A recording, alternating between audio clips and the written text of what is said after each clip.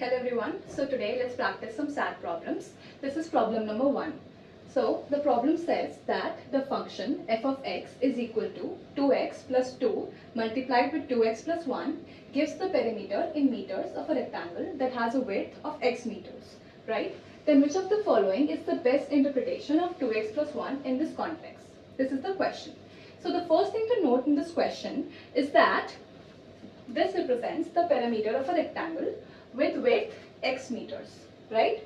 So in general, if I have a rectangle with length L and breadth B, what will be its perimeter? The perimeter will be 2 times L plus B, right? Which is nothing but the sum of all sides, 2 times L plus 2 times B. So now this is analogous to this, okay? And all we have to do is compare the two. So to make the comparison easier, first I will make this similar to this, alright? So what I will do is, I will take the 2 out as common. Then I will be left with 2 times x plus 2x plus 1. Alright? Now I know that this is the width of the rectangle. So this would be b, right? Then clearly this will become the length of the rectangle. So in this question, option A will be correct. That 2x plus 1 represents the length in meters of the rectangle. Now let's move on to problem number 2. So in this question, we are given a quadratic equation, right? What is the standard form of a quadratic equation? It is ax square plus bx plus c equals to 0, right? Now this question asks you to find the solutions of this equation. The solutions of the equation means the roots of the equation, right? So for this, we'll have to form the factors of this quadratic equation. Now we can see that we cannot solve this using middle term splitting. So instead we'll use the quadratic formula. What is the quadratic formula? It is x equals to minus b plus minus under root of b square minus 4ac and then over 2a, right? Now all we have to do is plug in the respective values.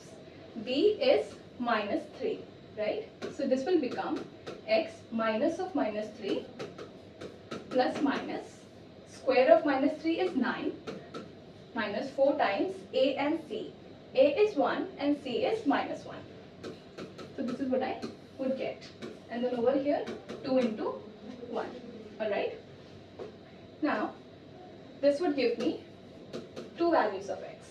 So the first one will be 3 plus under root 13 divided by 2, and option D will be the correct response. Moving on to the third problem.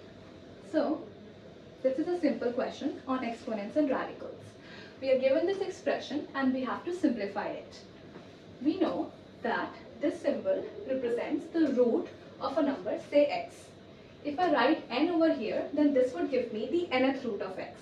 But what is the nth root of x? So this is nothing but x raised to a fractional power, which is 1 by n. In this question, I am giving the fourth root of a to power 9, right? So I can write this as a to power 9 and then to the power 1 by 4. Now all I have to do is multiply the powers.